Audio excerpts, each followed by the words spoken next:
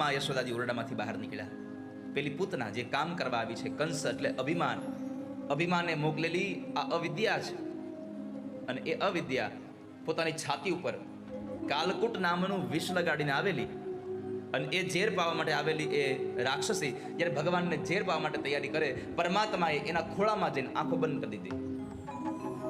વિબુધ્યતાંબાલકમારી કાગ્રહમ ચરાચરાત્મા સનિમીલિતે ક્ષણ અનંતમારોપયદંકમંતકમ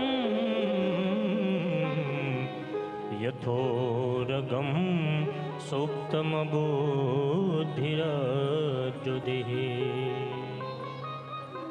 ભગવાને આંખો બંધ કરી દીધી. એમ પરમાત્માએ કહ્યું કે આ અવિદ્યા છે, આને જોવી જ નથી. અવિદ્યા જોવું તો મારામાં આવે ને.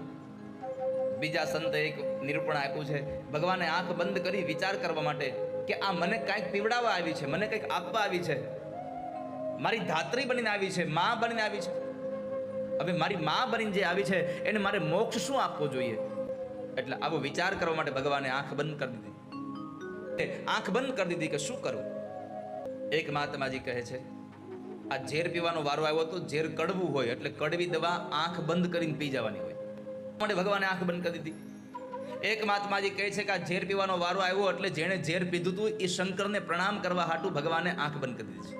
અનેક સંતો પોતાની મતિ પ્રમાણે આ બધો ભાવ વ્યક્ત કરી રહ્યા છે. એ મહાત્માજીએ બહુ સુંદર ભાવ આપ્યો છે. રામા અવતારમાં જ્યારે શૂર્પણખા આવી ત્યારે રામ અને શૂર્પણખાના સંવાદમાં રામચરિતમાનસમાં લખ્યું છે, એ સીતાજી સામું જોઈ જોઈને ભગવાન રામ બોલતા હતા.